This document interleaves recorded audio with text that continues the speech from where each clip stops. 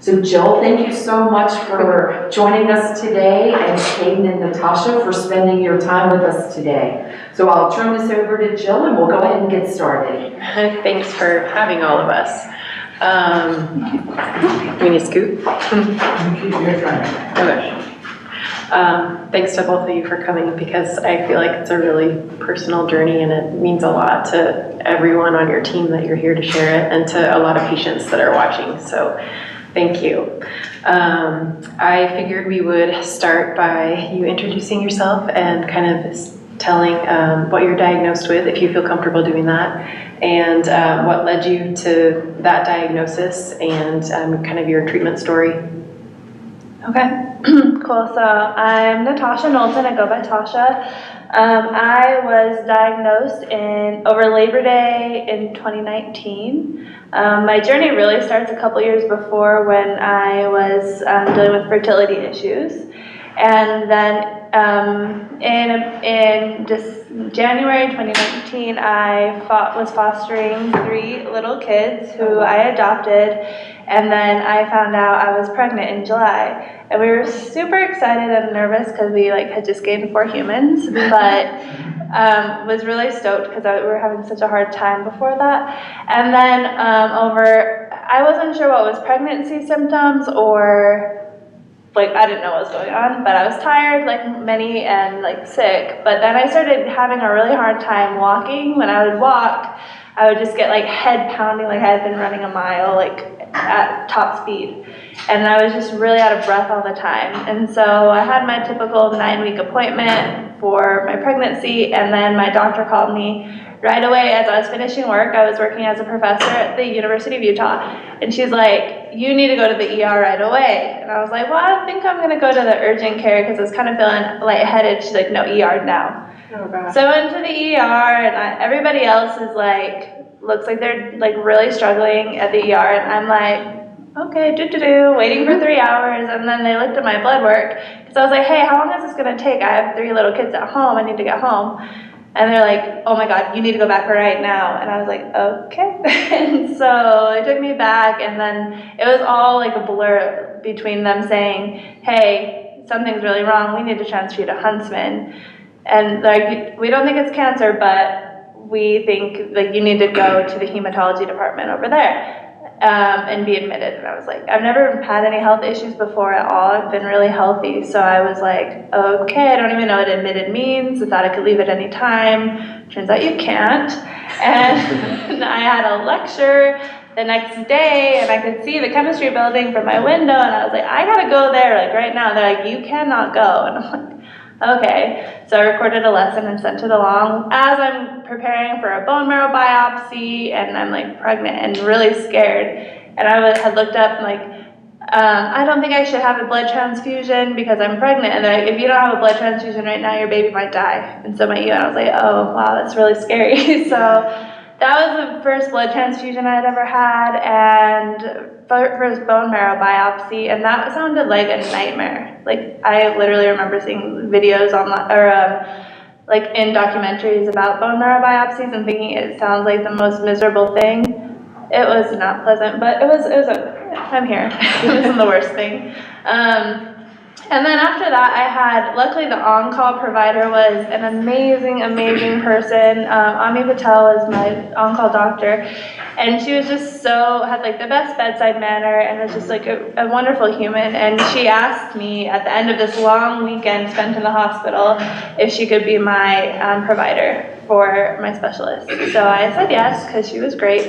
And then the rest of that semester, because I was still teaching at the university, the rest of that semester I would get done with my class I would drop my kids off at school.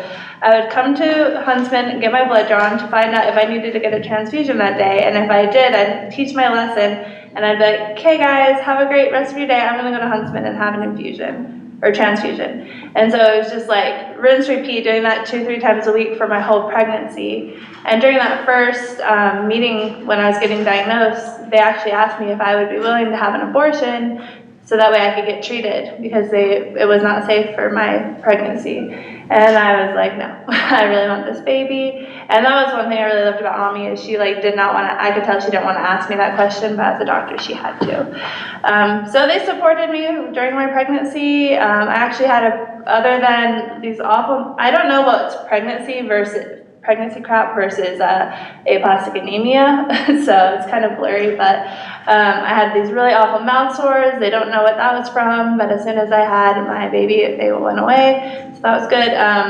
But I was still able to exercise and was fairly healthy considering I didn't have any white blood cells.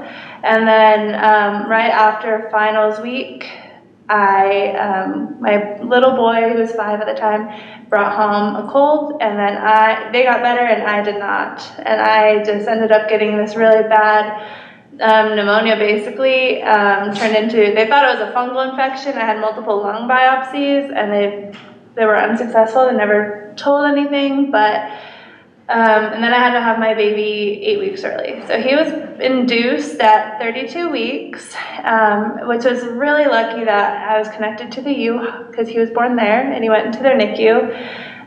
But what was really unfortunate was that because I was like this scary person to them, this like, oh no, she's like not our typical mom delivering a baby, is I had him on January 17th at like 11 p.m. and then the next morning by 7 I was taken back up to Huntsman, and I had never had a baby before, so I didn't really realize that there's a lot of like post-labor stuff that they have to do to like get everything out, and they did not get everything out. And I could just tell the Huntsman nurses were like, we're gonna try our best, but we don't really know how to do this. They're like pushing on my belly, and I'm like, okay. We don't, so I felt like I was like pushed off of the labor and delivery because they were so uncomfortable with me having aplastic anemia that they just were like, go back to Huntsman. What that ended up turning into, well, after he was born, I had, did you have that treatment too? The like immunosuppressive therapy? Yeah, I had that. And that was really awful. Like it was supposed to be good, but I had a really bad reaction to it. I started getting rigors and they had to like give me, like basically sedate me because I was having such bad shaking. It was really scary, I couldn't breathe. And then that treatment didn't really work. But I went home, waited 3 months to see if it would work. And my baby didn't get to come home with me though. And so then I started getting a fever, like really bad fevers and bleeding still. And I thought maybe this is normal after you have a baby, you just keep bleeding for like months. I guess you don't. And so once I started getting low-grade fevers, I kept coming back to Huntsman, the 4th floor, BMT, and what they found out was, and it sucks because Huntsman doesn't know how to deal with that, gynecology stuff. So they were in contact with OB-GYN and having them come and check me out, and I always ended up coming on the weekend when nobody's in, which was frustrating. And so eventually the head of OB-GYN was like, okay, we're gonna do a D&C and like flush out your whole uterus. And that made me feel so much better and we thought we were good. And then I started getting these like spots, these really painful lumps on my skin. And they're like, that's weird, you shouldn't have, they biopsied it because they biopsy everything when you have aplastic anemia. And they're like, oh, that's vaginal bacteria in your arm. Like that shouldn't be there. So they realized that there had been some kind of fusion of the placenta to my uterus that was allowing for bacteria to flow into my bloodstream from my uterus. And so he was like, I've never seen this before. And then after that, so I had 2 D&Cs. The second one was like way more thorough where they cauterized everything. I don't know, is this too detailed? It was grossed out. But that got everything, but then they're like, okay, you have to be on antibiotics for a year. So I was like, that sucks. So I took amoxicillin for a year, but then it was better. But I was so devastated because during all that time, my son finally got to come home and I was at home. So I was just like, this really unfortunate timeline of like me going, him coming, and I just really wanted to be with my new baby and my new kids. So then we waited and waited for the treatment to work. Hold on, I have notes. we waited for the treatment to work, and it didn't ever come through. And then, so around March 2020, and I know you guys all know what happened around then. Yeah. But around March 2020, we weren't quite sure that was going to happen yet. They were like, we should move forward with a bone marrow transplant. So we started doing all of those things, like all of the various doctor visits, dentists, making sure I'm okay. It turns out I had skin cancer. They're like, we need to get that removed before you have a transplant. So it was a really big thing on my head. I have pictures if you want to see, it's really gross.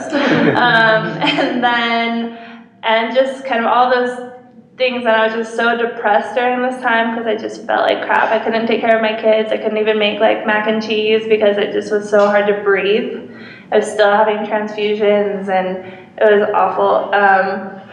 And then my brother wasn't a match. He was only half match. So then they were like, okay, we're gonna see who else is out there. They found 4 donors in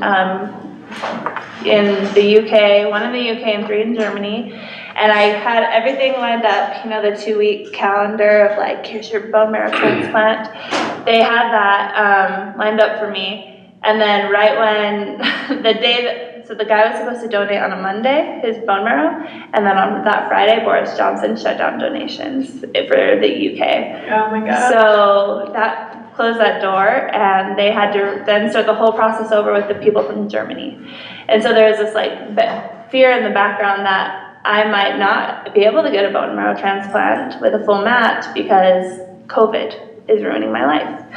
And so then, luckily that worked out, and I was able to come into Huntsman. It took me 30 days in the hospital in complete isolation, because before this you were able to have like one person come in, but with COVID, and I was used to that with my other treatments, but with COVID, they were like, nobody. You have to video chat with your baby. And I was so miserable. It was the loneliest time of my life. But I loved my nurses. They were the very best. I was like, okay, when are you coming back on shift? Like, can you take me home? Can you bring me food? Like, they didn't, but I was like, you guys are great. Can I have your phone number? But apparently that's against the rules. So I made really great friends with the nurses. They were just like complete angels. Cool, so 30 days in the hospital was rough. But after 20 days, I started seeing my counts go up, and then I was sent home. But I had a lot of lasting issues, like a year after I got shingles, which is the most painful thing. Don't ever get shingles. Get the shot. It's awful. And I went through menopause from the chemo, which I don't want any more kids, but it just sucks having that option taken off the table.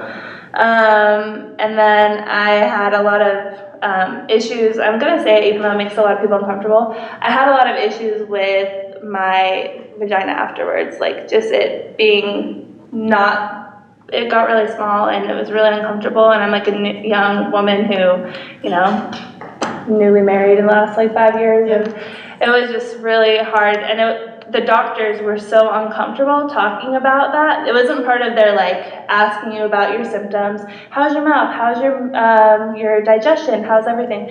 Never did they ask, how's your vagina? Which I wish they would have, because I had to bring it up. And then I had to get referred to a doctor because of me. But if I didn't, I had been on multiple forums showing that could have closed up, and it could have shut down my option of ever having like a healthy sexual life for the rest of my life. And I was only 30, so that sucked. And then I just get sick all the time. And so my baby has the same age as my new immune system. My rebirthday is really close to his birthday. And so anytime he gets sick, I get that sickness. So I have the same immune system as my toddler, which is rough. And I get you don't think of ear infections as a little kid thing. I get ear infections. I've gotten plugged ear one time. In fact, so many colds.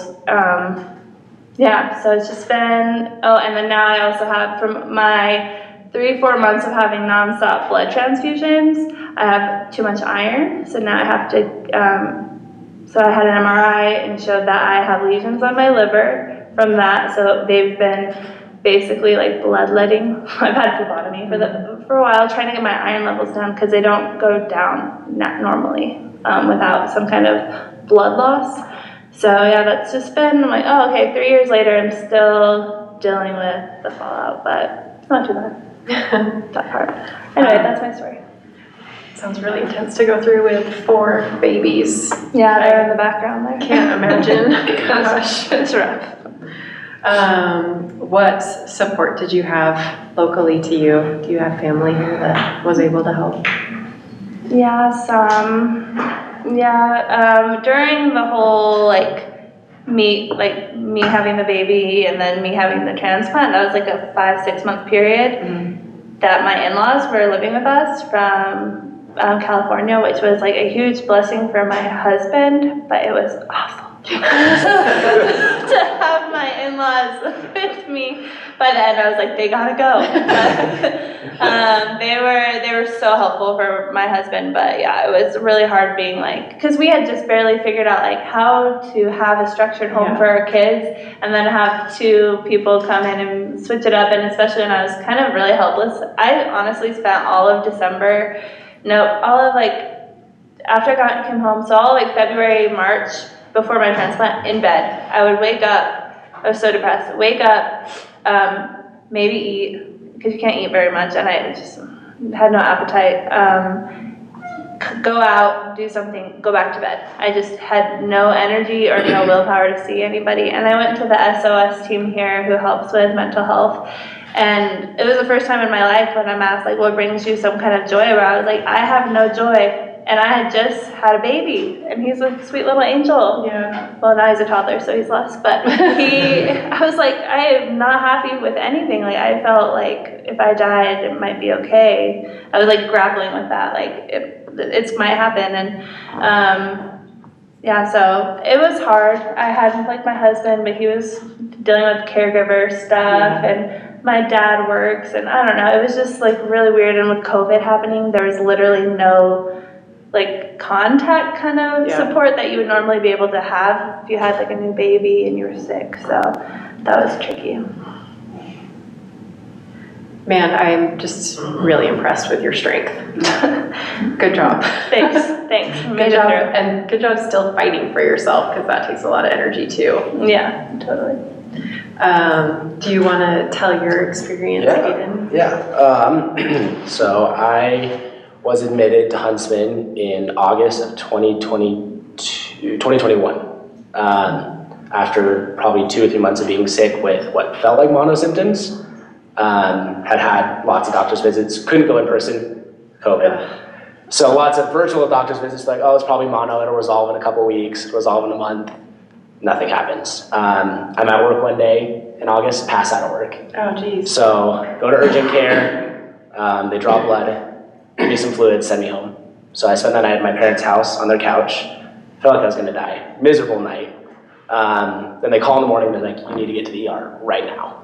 Something's wrong, you think we have a wrong test, get there now. Drive down to the ER, draw more blood. Nurse there, terrible at drawing blood. Just tell you, got stabbed 80 times. Draw blood, they come back in my room. They're like, hey, we're gonna send you down to St. Mark's Hospital. They have a hematologist there. We think that's the best case scenario. We'll send you by ambulance in a couple hours. So while we're waiting, they come back in. They say, we're actually gonna send you down to the University of Utah. They have a hematologist and an oncologist there. Still send you by ambulance here in the next little bit. Come back again, they say, we're gonna send you to Huntsman. And so at that point, my mom's in the room with me. My dad leaves work, comes and joins us. A few hours pass. I get a blood transfusion there because they didn't want to send me without that. Get an ambulance, get down to Huntsman. It's 1 or 2 in the morning there. Arrive straight into my room, and they immediately start stabbing me with all kinds of good stuff. And then they follow up saying, hey, tomorrow morning we're going to start with a bone marrow biopsy, and we'll go from there. So bone marrow biopsy goes. It's a great experience. Then we wait for 2 or 3 days. Results come back like aplastic anemia. Fantastic news, honestly. Way better than anything else could have been.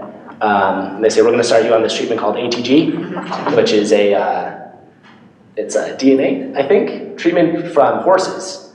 Fun fact, I'm allergic to horses. Oh my gosh. So there was a lot of concerns there. Turns out not to be an issue, but it was okay. So I had that ATG treatment.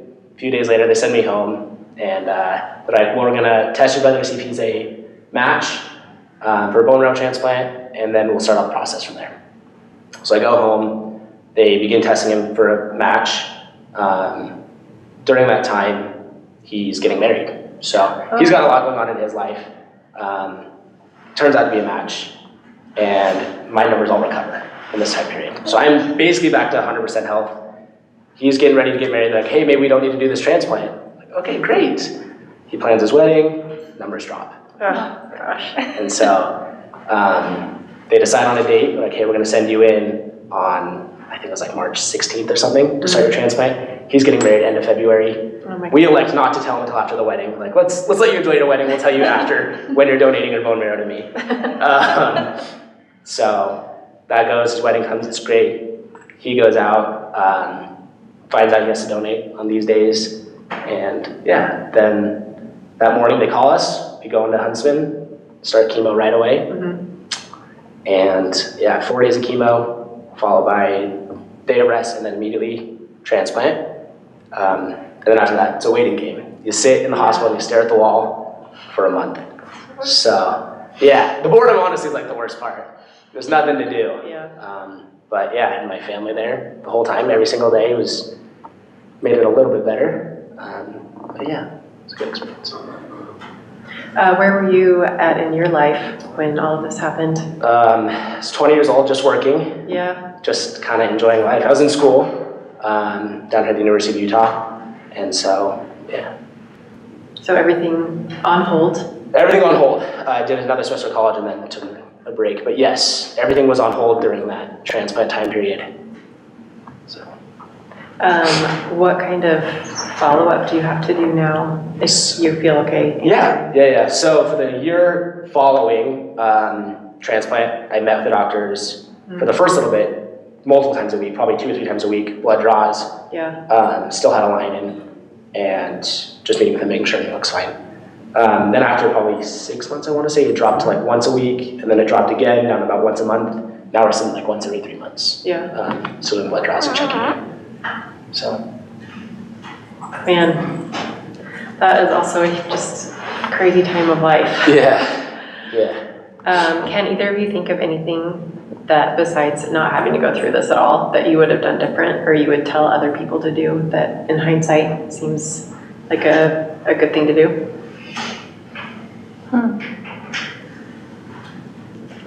I feel like just, I don't know, I would tell doctors to do something different. Mm-hmm. Like, I just feel like the doctors, I know that they're like brilliant in this area, Yeah.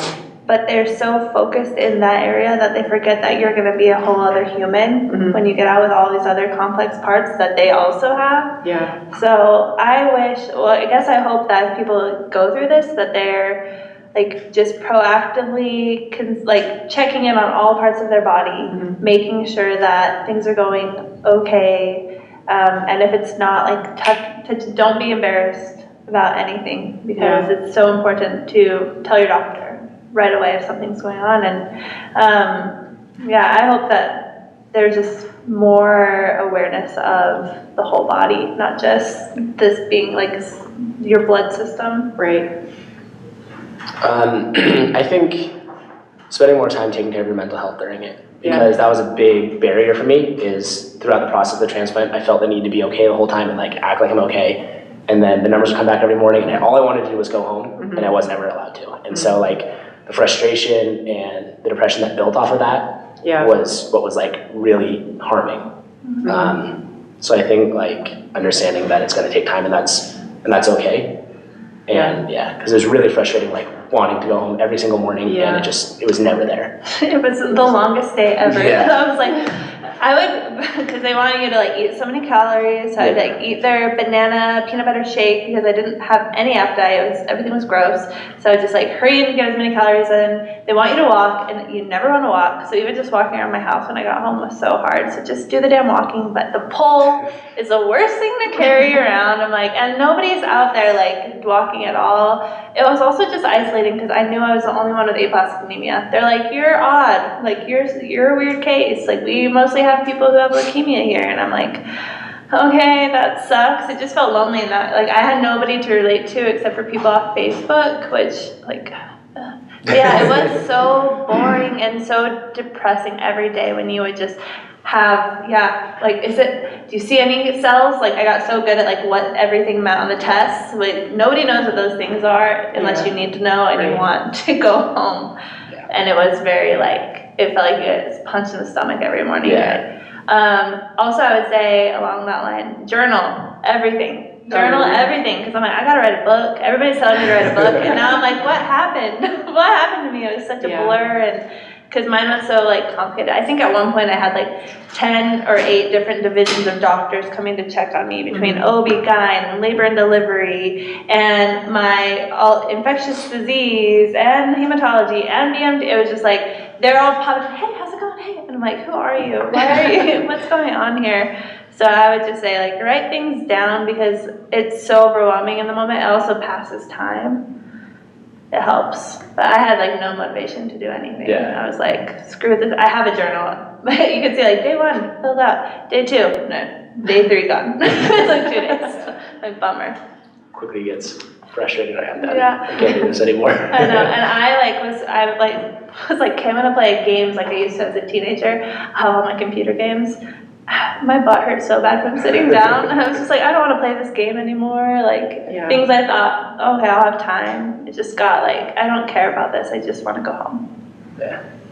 We have a question online, and this is for both of you. Would you have done ATG if you had known you would ultimately have gone to transplant? No. Mine was, if I knew I was going to go to transplant anyway, they were like hoping this would solve the issue. But the thing I loved about transplant was that it worked, and it's like the cure. So with ATG, I think knowing that it didn't work, I wouldn't have done it because it was a really awful experience for me when I was in the hospital. I like literally had really bad reactions to it, and it freaked me out. But I wouldn't have done it knowing that I needed to go to transplant because there's no point, in my opinion. Obviously, I'm not a doctor. I agree. I think because I did end up having to go to transplant and it doesn't work, like it postponed my transplant timeline. And like that just slows down my timeline getting back to consistent life. So for that reason, no. And Kaden, this question is for you. Did they test you for the horse ATG before they gave it to you? And did they not consider rabbit knowing that you're allergic to horse? Yes, so they did test me. I didn't have a reaction, but prior to that, they had considered rabbit as a secondary option. They'd heavily recommended horse though, because they said it works significantly more often. So I ended up getting both. The horse during that initial one, which I apparently am allergic to it. So I'm like, what the hell? And then I had to have the rabbit before my bone marrow transplant, before my chemo. Yeah. Next question is, how did the two of you tell family and friends about your diagnosis, and how did people support you? You go first. I didn't do anything. My mom told everyone. She got the pleasure of doing that. I think most people asked, because she'd walk up to them and she'd just start crying. They're like, hey, what's going on? And then it kind of came from there. Luckily, I wasn't bugged by too many people I wasn't super close with. For the most part, they tried to give me some space, which was probably a good thing. But yeah, I didn't really tell anyone. That was her job. Lucky. Yeah. So when I was in the hospital, we were supposed to go camping that weekend because it was Labor Day, and I hadn't told anybody I was pregnant because I had previously had a miscarriage. So I was like, hey, Grandpa, can you, Paul's gonna bring the kids up because I'm in the hospital because I'm pregnant and I'm really sick and I might die. So it was like, boom, boom. which they didn't think was very funny. I thought it was kind of funny. But then for like other people, like my general community, everybody would ask me, how can I help? How can I help? And I was like, I don't know how you can help, but eventually I posted that I was pregnant and I had aplastic anemia on Facebook in this post, and then said, you can help me by helping help feed our family. Because I was oftentimes had to have transfusion and magnesium infusion because of all my various medications would drop my magnesium. That was the worst. Do you have to have magnesium? Yeah. The worst. Longest infusion ever. So I'd be here from 1 p.m. to 7 or 8 p.m. And so my husband's having to take care of these 3 kids after going to work, doing all the pickups. So I was like, if you can provide us food. We had so much food, we had to buy an extra freezer. But it was really awesome to give people something to do to help, because everybody wanted to help so much. People gave me a lot of money. It was insane how much people wanted to step up. So I just told people it's kind of nice to do it, and if you do have social media, to do it in a quick sweep like that versus having to tell every single person all the details of what's going on, what does this mean. So maybe a post or an email or something could be helpful. Next question is, how was transplant day? Was it what you thought it was going to be? Would you like to go first? Okay, sure. It was exciting. I have pictures of my bone marrow, well, my donor's bone marrow, and now mine, and selfies with it. It was the most exciting day of the whole thing. But it was really kind of, when it actually happened, it was super easy. It tastes really bad. I don't know, did you have the flavor of the corn? Maybe because you had a local one. Maybe. Mine, because it was an international donor, they have to put this chemical into it when they freeze it to make sure, I don't know, it transports well and stays good. And it smells and tastes like cream corn, which is really gross. When it's in your business. And I actually could smell it when I'd walk around before transplant. I'm like, what is that smell? They're like, that's somebody having a transplant. And so when it came time for me, it's weird because have you all ever donated or had a blood transfusion or donated plasma? Okay, if you have, you taste the blood coming back in, the iron tastes metallic in your throat. It's weird because it's coming through here, but you taste it here. That's what happened with the bone marrow, but I could taste the cream corn. And then apparently you smell like cream corn for 2-3 days post-transplant. You do. And then every time I'd walk past other people's rooms going through, I actually had to avoid the room because it smelled so gross because I just had it. So yeah, it was kind of uneventful when it actually happened because it was just like having a blood transfusion. It was exactly the same. People thought I was having an organ donation, an organ transplant and having surgery, but it was very chill after having all of my other various infusions, transfusions. Yeah, I want to say it's exciting, but it wasn't that exciting because you feel so crummy the whole time. Yeah. I think by the time I'd gotten there after all those days of chemo, I'd felt so crappy that I kind of didn't care. I mean, we have photos and I'm laying there. My brother's in a wheelchair in there because they'd just taken his bone marrow. And I look dead, he looks really uncomfortable, we're just laying there. And so I think as much as I want to say it's really exciting, I kind of don't care at that point because you feel so crappy. You're I just want to lay here and stare at the ceiling and that's all I want to do. And so, yes, there's exciting parts to it, but you feel so crappy that it's just hard to enjoy. Next question is, did either of you now or previously have any form of graft versus host? I was lucky and didn't experience anything severe enough for me to note. I mean, there could have been things that I just didn't care about, but. Yeah, I was good. I had various things on my shingles that I immediately was is this graft versus host? What is it? Sorry, that looks like shingles. I'm okay, I don't know which one's better actually, because I was pretty miserable for a month. But yeah, I was super worried about graft versus host, but I never had it happen, which was lucky. Did either of you seek a second opinion before going to transplant? I did not. It was encouraged by one of my uncles who kind of refused to believe that I was really sick. I'm the favorite. And so he was like, I refuse to kind of believe you're sick, so he heavily recommended that, and we opted not to. Probably a good decision, but no. I didn't either. I was working for the U, and basically my whole transplant was free. I shouldn't say that publicly. The whole thing, I was like, this is where I'm going, whatever they say, I believe them.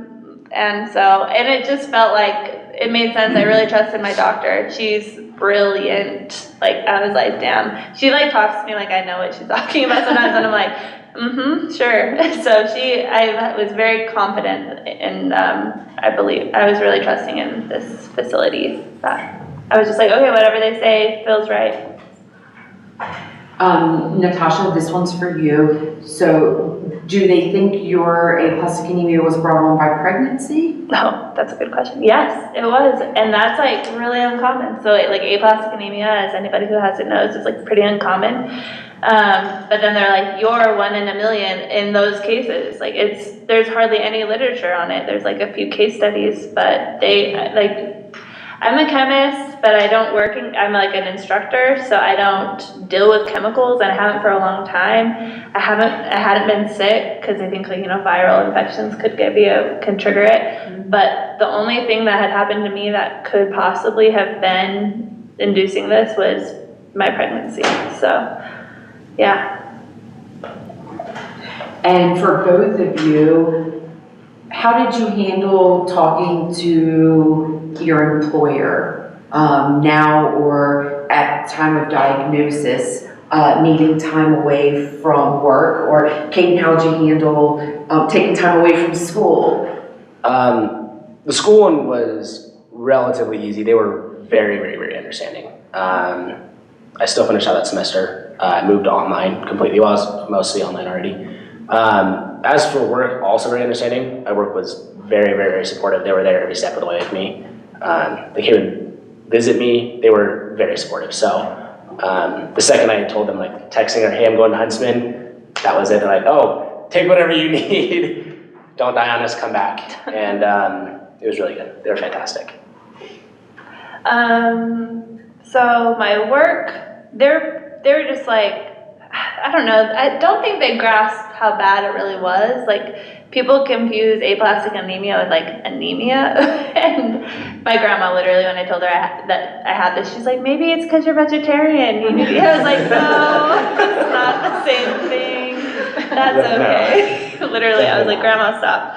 And so I don't feel like, I remember one time like walking around, people were like, you look jaundiced, like because of my medication. I was like poofy and hairy. My friend's daughter was like, Aunt Tasha, why do you have a mustache? And I'm like, that's okay.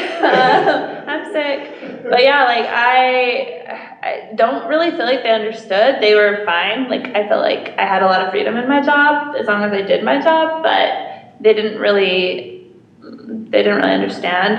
And now that I have it, so now I teach high school, and I almost wish I would have got sick while I worked there, although their insurance was not good, because they don't understand what happened to me. Like, I don't think anybody, if you weren't there and kind of seeing it, you would understand what happened. As far as like my leave, it was kind of complicated because I took pregnancy leave, or like, what's it called, maternity leave. Mm-hmm. And so that was 3 months of maternity leave that was kind of combined into this leave. Mm-hmm. But then COVID happened and everybody went home. So that was actually a silver lining of COVID, because all of the things that they told me before COVID happened, like, you're gonna need to wear a mask, you're gonna need to isolate for 100 days, you won't be able to go to the store. I was like, cool, nobody's doing that. Everybody's working from home.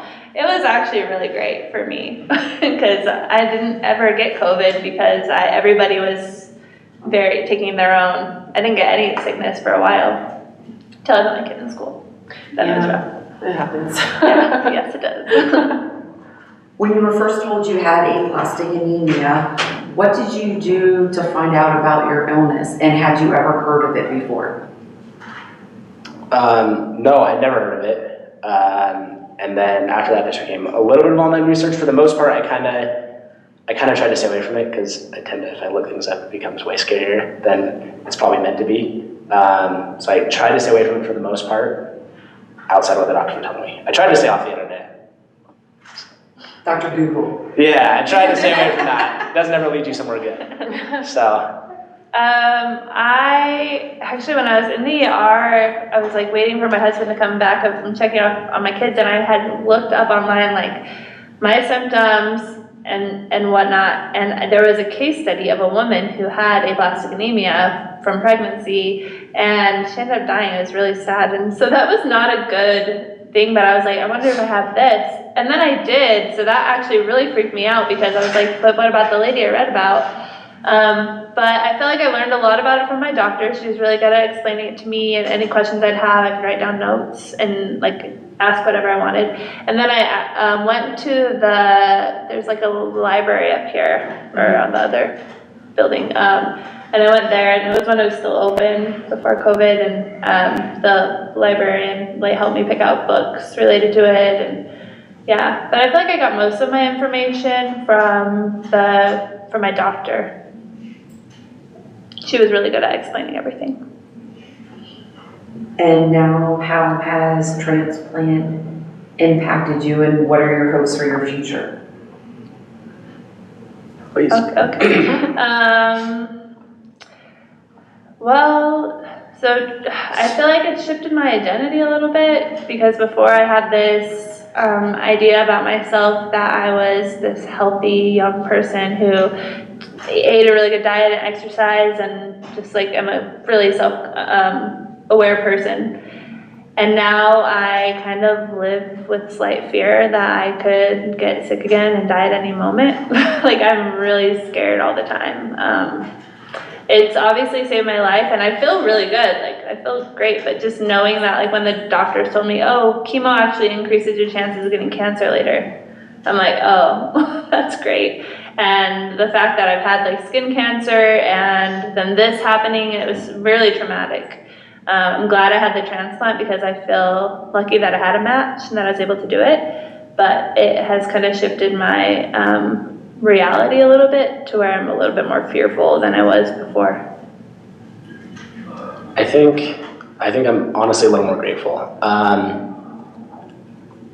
My family was there through everything, and I think like before I was like, they're just my family, they're here for whatever, and then it became like so real that like they were the ones around me every single day for everything I needed. So I think maybe that's kind of what shifted. Yeah, I think for the most part that's what shifted, is just like how grateful I am for my family being there for everything.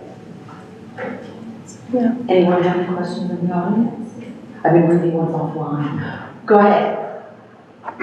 The young lady, did your aplastic anemia and coinciding with your pregnancy open the door for everything else that kind of just came into your life?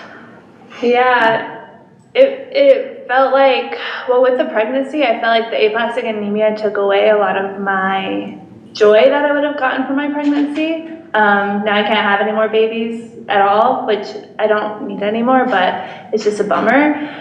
But like, I didn't get a baby shower. I didn't get all the things you're supposed to get with like having a new little baby. I didn't get to share him with people. That was partly COVID, but it was just kind of like all a big disappointment during that time of my life, when I wanted to be excited, and I had this like lingering, like, you need to get him out so we could treat you. Like, they wanted to have him out at like 30 weeks, and I was like, let's go 36, and then it happened at 32, and it was just like, yeah, really, it kind of put a dark cloud over that whole experience.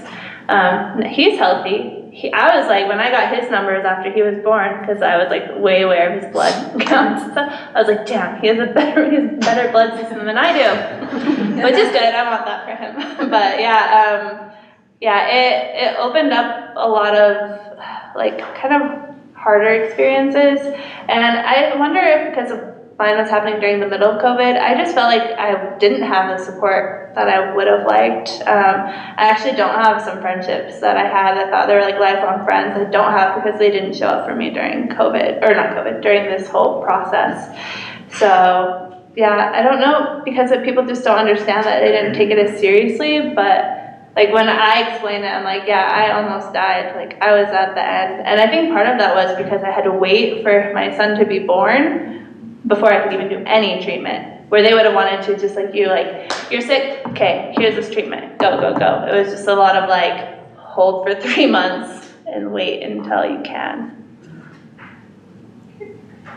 Any other questions in the room? Sure, go ahead. For Natasha, do you know anything about your donor? Do you connect with them at all? I'm so glad you asked me. Yes, I love him.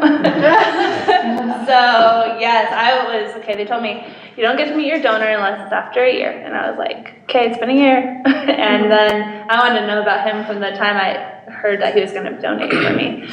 And then and then a year came and they're like, no, international donations are 2 years. And I was like, that's BS. I was so pissed. I was like, another year. So then right at that year mark, that 2-year mark, I was like, I need to reach out to him. And turns out he wanted to reach out to me too. So we started connecting on WhatsApp. And then I happened to be going to Germany last summer for my friend's wedding. And we met. And it was so awesome. It was really emotional. I cried a lot. And then we actually got offered to go to this DKMS is a international donation service who facilitated our transplant, and they invited us to go to a gala in New York. They paid for it all, and we were on like the German news. So we met a couple times, and it was badass. It was so cool. And he's an amazing human. He's like, I think he's 31 now, so we're similar in age, and he has a cute girlfriend, and they just bought a house, and he's just like loves my kids. So yeah, he turned out to be like a really cool person, so I'm like grateful for him. That's the person I'm the most grateful for. I'm like, what an amazing person. And same for, you're the brother, I'm assuming, yeah. Who got married, yes. And like, he was like, if you need more, you let me know. And I'm like, oh, I hope not, but thanks. But yeah, I use his like words when I'm trying to tell people like, you should consider being on like Be the Match registry, because like, yeah, most donations are blood, right? Like they get your stem cells from your blood. It's only very few where you have to actually do the whole bone marrow drawing, which he said was uncomfortable, but after like a week or 2, he was feeling better. Is that like for you? Yeah.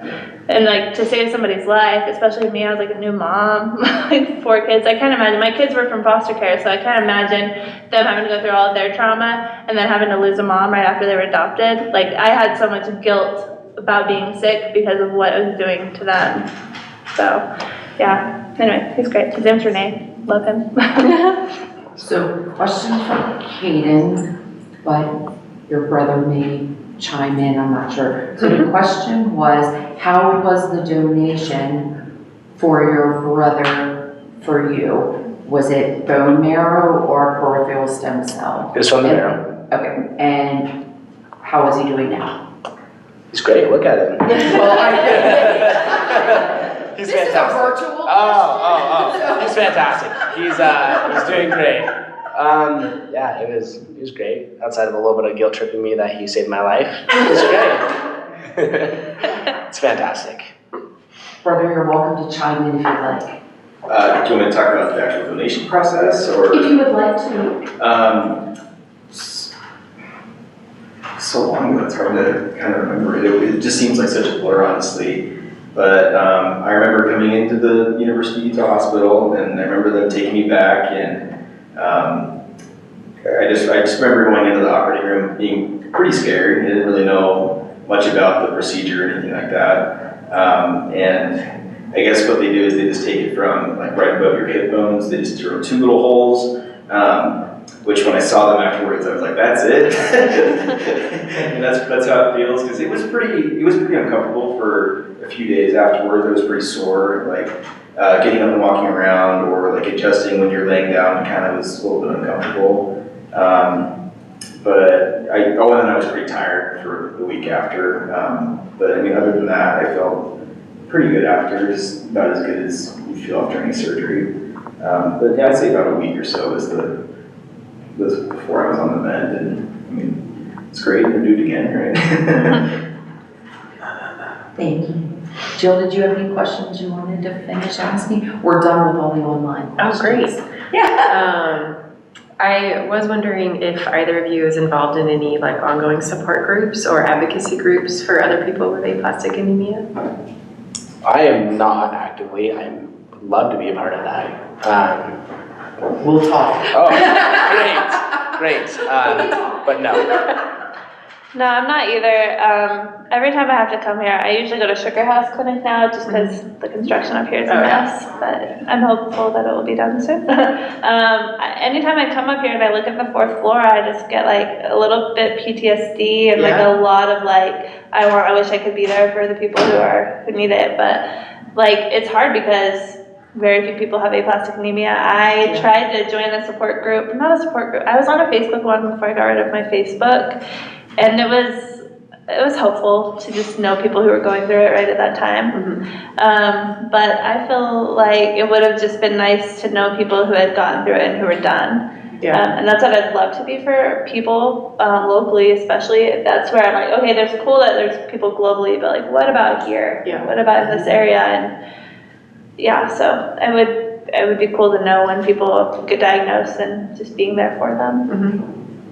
And then I just had one other question. I think one great thing about COVID is that it made us as a world focus on mental health more. And I don't know if it had that impact on you guys, but I was wondering kind of with all the awareness now, if that would change how you advocated for your mental health before or while you were going through this. Yes, I think mental health is always something I've been like hyper aware of. I've always been someone who's cared a lot about it.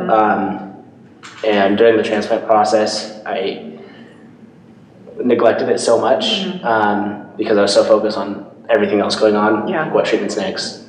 And I think knowing that, like stepping back and saying like, there's only so much I can control. I can't control my blood counts, I can't control any of that, but I can control how I'm gonna look at everything today. And what I'm going to do to make myself feel better mentally.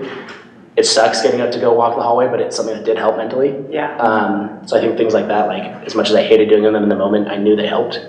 So not neglecting that. I feel like during the transplant, there's only so much you could do because it's just such a really hard time. And I think it's normal for everybody to feel really low. I don't remember there being, like when I was sick, maybe before COVID, there was a lot more like social workers visiting, checking in on me, but I don't remember that much during transplant. And that might have just been because it was April 2020 and the world was burning and such. But I have been trying to process, because you're kind of just like survival mode while you're in it. And then I remember my first time coming back here after not coming here very much, and I just like cried. I just like walked through the halls crying for my appointment, to go to my appointment, because I was like, oh my God, this was an awful time. But I almost got really comfortable with it.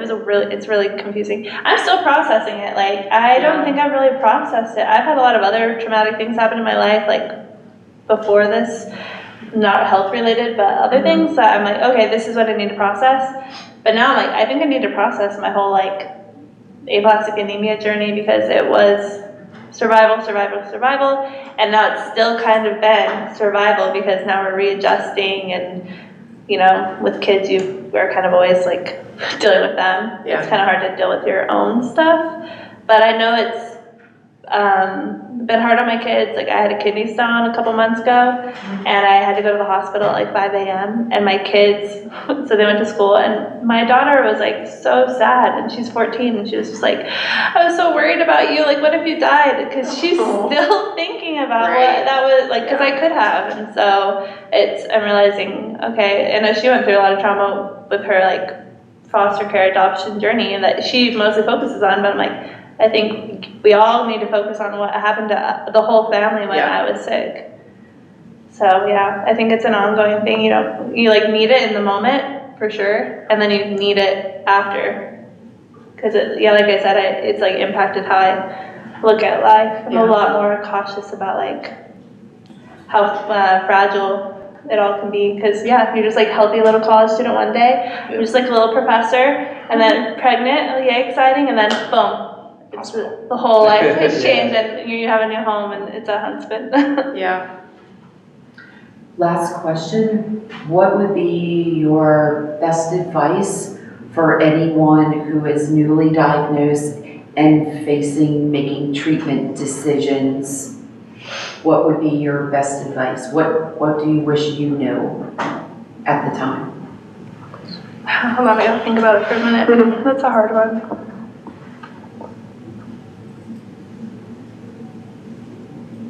I would say find people who had it or had it maybe. Because when you have it, well, it's nice to know people who have it too. I don't feel like I knew anybody.